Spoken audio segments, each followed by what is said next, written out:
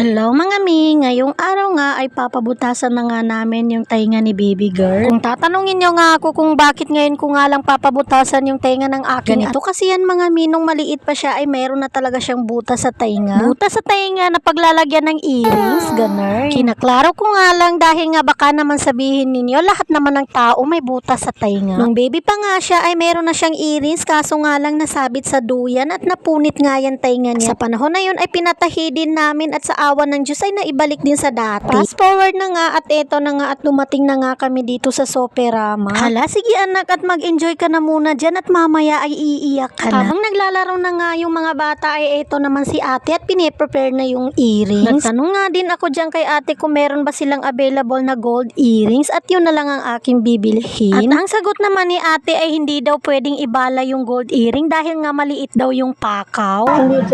Magwaw ka na, magwaw, dalaga na. Magkano din. Ayaw magkano din.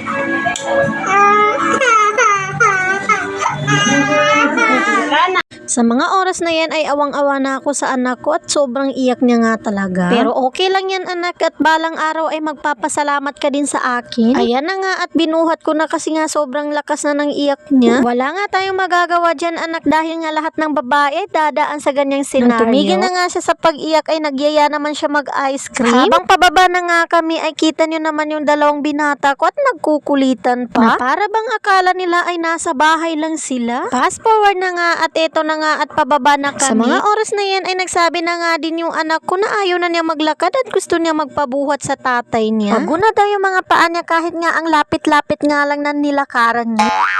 At ayan na nga at pagbibigyan na ni daddy dahil nga umiiyak na. Wala nga kaming magagawa sa mga panahon na yan dahil nga siya yung baby boss namin. At naiyak na din siya dahil nga akala niya hindi na kami mag-a-ice cream. Ewan ko nga sa mga bata na ito at hindi pa nagsasawa ng ice cream. Nasa bahay nga may paninda din kaming ice cream. At pagdating nga namin dito sa pagbibilihan ng ice cream ay inuna na nga bigyan yung anak ko dahil nga umiiyak na. Na para bang excited kumain ng ice cream at ilang taon nang hindi nakakain. Hi! At hanggang dito nga lang ang aking video. See you my next vlog. Bye-bye!